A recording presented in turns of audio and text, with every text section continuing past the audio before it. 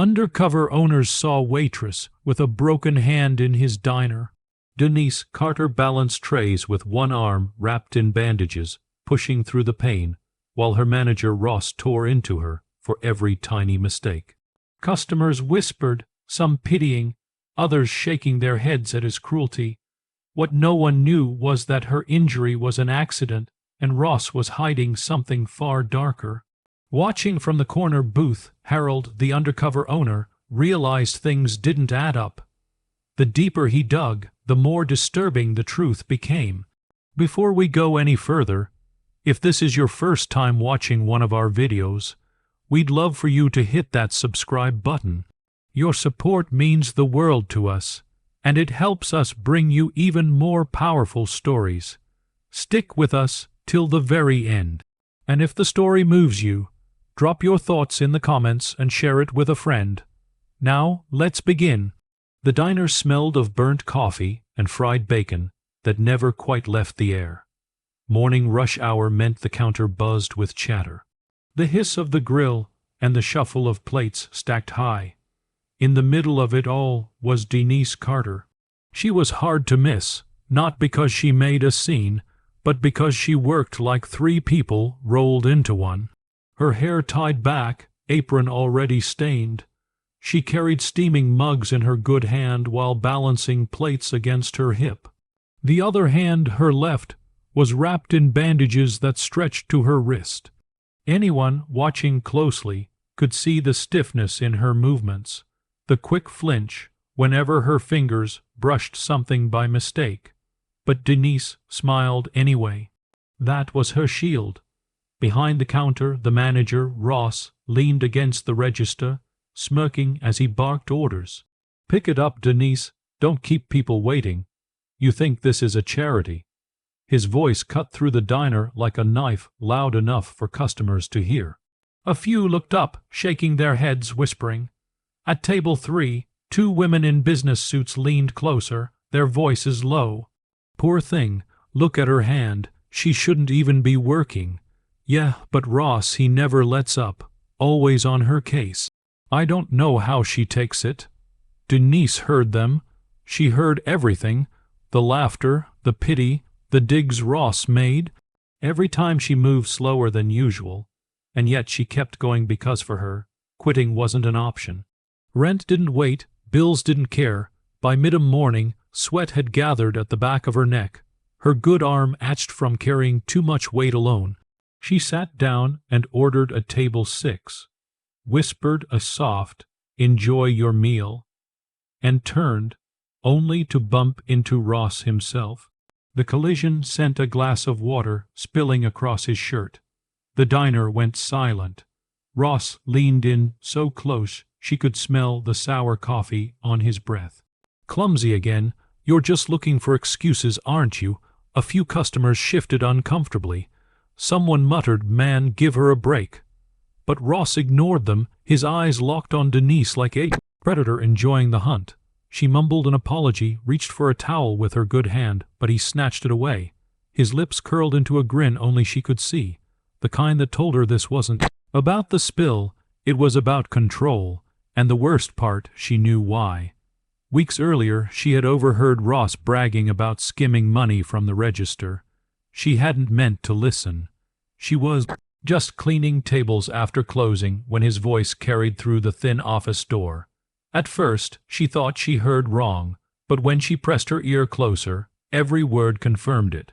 Ross was stealing, and when he caught her outside that night, frozen in the hallway, she remembered the flash of anger in his eyes, the way his hand shot out and twisted her wrist until something cracked. Pain had dropped her to her knees, but Ross only sneered.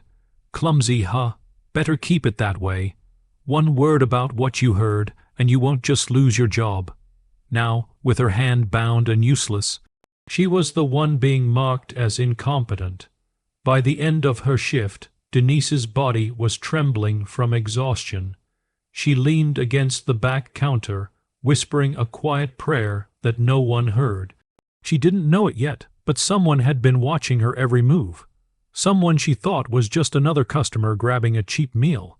and that quiet gaze was about to change everything. Most customers came and went without much thought, eating their pancakes, tipping if they felt generous, and rushing back into the world. But one man never seemed to rush. He was older, maybe late 60s, with white hair trimmed neat and boots that had seen more road than city sidewalks. Folks called him the vet because of the way he carried himself, straight-backed even when sitting, eyes sharp even when silent. Most thought he was just another retiree passing the time over a plate of eggs.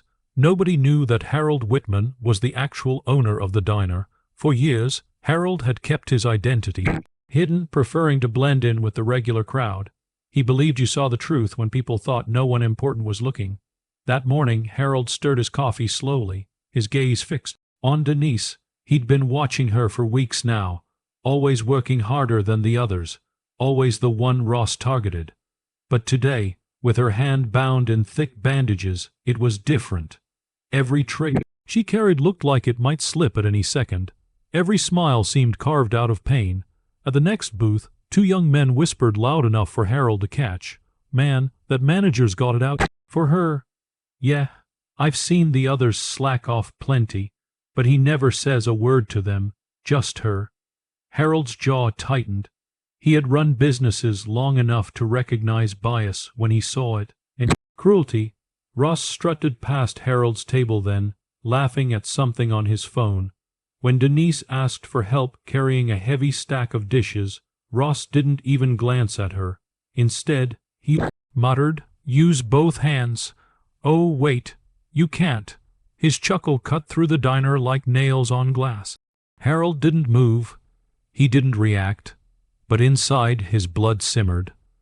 Later, while Denise wiped down a counter, Harold caught the faintest winds in her eyes when she bent her wrist too far. He also noticed the way she avoided Ross, like a person who'd already learned that getting too close meant danger. Something wasn't adding up. When the lunch crowd thinned, Harold quietly asked for the manager. Ross came swaggering over, assuming it was just another customer complaint. "Food not hot enough, coffee too bitter," he smirked. Harold shook his head, just wondering about that waitress. "She's injured. Why is she working the floor?" Ross's grin faltered for a split second, then it returned. She's clumsy, always messing up. Half the reports in this place are on her, but she begged to stay on the shift, so I let her." "You know, I'm generous like that." Harold nodded slowly, though inside. Every word from Ross's mouth tasted like a lie. Generous, no. He'd seen the way Ross sneered, the way the customers whispered, the way Denise pushed through pain just to keep her dignity. That night, Harold sat alone at the corner booth long after most had gone. His coffee had gone cold untouched. He stared at Denise cleaning tables with her good hand, still smiling faintly at strangers, even though her eyes looked heavy with fatigue. The old veteran narrowed his eyes. If Ross claimed Denise was the problem, then Harold was going to find out for himself. And if what he suspected was true, someone in this diner was about to regret underestimating both her and him. The next day, Harold returned to the diner, same corner booth, same black coffee. To everyone else, he looked like the same old veteran with nowhere better to be. But his eyes weren't on the menu, they were on Ross.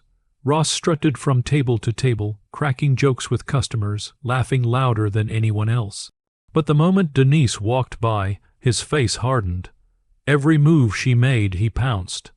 If she poured coffee too slowly, he snapped his fingers. If she wiped the counter twice instead of once, he smirked and muttered about wasting time. Harold noticed a pattern. It wasn't just criticism, it was targeted. And when Denise dropped a single fork, Ross shook his head dramatically, telling a nearby table, "See what I deal with."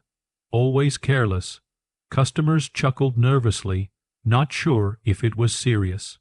Denise bent down, her good hand trembling, cheeks burning. By now, Harold's suspicion had turned into certainty. Ross was setting her up. That afternoon, Harold slipped into the back office under the pretense of looking for the restroom. The door was unlocked, papers scattered across the desk. His eyes landed on a stack of misconduct forms. Page after page had Denise's name scrolled across the top, each one accusing her of petty things, spilled drinks, forgotten orders, bad attitude. But Harold had eaten there for months. He'd never once seen Denise act out of line. He flipped further and found something worse, cash register tallies that didn't add up.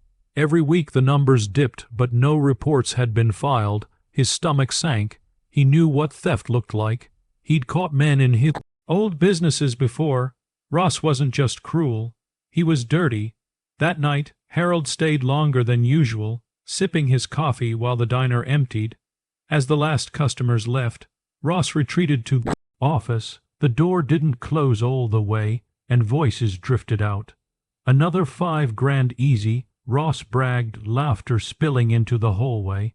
And when they noticed the cash missing, that little waitress takes the fall. "She's already got the most write-ups. Nobody's going to believe her over me." A second voice, one of Ross's drinking buddies, snorted, "You're playing with firemen." "What if she talks?" Ross's voice dropped colder. "She won't, not with that hand. Broke it good enough to remind her who's in charge." Harold froze in the shadows, fists curling tight. The air in his chest turned heavy. Each breath slower, harder. This wasn't just theft. It was abuse. Racial, physical, deliberate. He thought of Denise smiling through the pain, carrying on like nothing had happened, and something inside him twisted. The conversation inside ended with drunken laughter. Harold slipped out the side door into the night, the cool air cutting across his face. For the first time in years, his military instincts stirred. He'd seen injustice in the world, but to find it rotting in his own business, he wouldn't let it stand. The truth was out, and tomorrow the mask would come off. Morning rush returned like clockwork, coffee pots hissing, forks clinking, voices rising and falling across the diner. Denise moved between tables, her wrapped hand stiff against her apron. To most, she looked like just another tired worker pushing through the pain. To Harold, she looked like someone carrying a weight far heavier than dishes. But today wasn't going to be just another day. Harold entered quietly, same boots, same denim jacket, but this time his shoulders squared differently. He wasn't here as a customer. He was here as the owner. Ross was by the counter laughing too loudly, joking with two waitresses who rolled their eyes when his back turned. The second he saw Harold, his grin faltered. "You again, back for the eggs?" Harold didn't answer. Instead, he walked to the middle of the diner and tapped his spoon gently against his coffee cup. The soft metallic ring drew curious looks from every booth. Conversations quieted, forks paused. Denise froze mid-step, her eye darting toward him. "Morning, everyone," Harold began, his voice calm but firm. "I think it's time you all know who I really am." Ross chuckled nervously. "What? You're writing a book or something?" Harold's gaze locked on him. "No, I own this diner." The room went dead silent. A fork clattered onto a plate. Denise's eyes widened, her lips parting in shock. For years, nobody knew the old man at the corner booth was the one signing their paychecks. Ross barked out a laugh, though his face had drained pale. You're joking." Harold pulled a folder from under his jacket and placed it on the counter. Pages spilled out. Misconduct reports, financial sheets, photocopic register logs. "I've watched long enough. I know what you've been doing, Ross. Every false report you filed against Denise. Every dollar you skimmed from the register. And I know what you did to her hand." Gasps rippled through the diner. Customers turned in their seats. The two women from the business table whispered, I knew it. I knew he was dirty." Ross stammered, his voice cracking. This is ridiculous. You can't prove." Before he could finish, two uniformed officers walked through the door. Harold had called them that morning. Their presence alone silenced the room. Ross' bravado shattered. "Wait, you can't? This isn't—" But the cuffs snapped around his wrists before he could finish. The diner erupted in murmurs as Ross was led out. His protests drowned beneath the clink of chains. Denise stood frozen. Her good hand pressed against her chest. For once, Ross wasn't looming over her. For once, the weight of blame had shifted. Harold turned to her, his voice softer now. You've carried this place on your back. While others lied about you, you kept it running. From today forward, you're not just a waitress. You're the new floor supervisor. Denise blinked, tears pooling in her eyes. The bandage on her hand trembled as she pressed it against her lips, a muffled sob escaping around her. Customers clapped, some quietly, some loud enough to echo. And for the first time in years, Denise straightened her shoulders, not as the woman people pitied, but as someone finally seen for who she truly was. Outside, Ross's shouts faded as the police car pulled away. Inside, the diner smelled the same, burnt coffee and grease, but the air felt different, lighter, cleaner. Harold sat back at his usual booth, coffee in hand. But this time he wasn't just watching. He was smiling because justice had finally been served.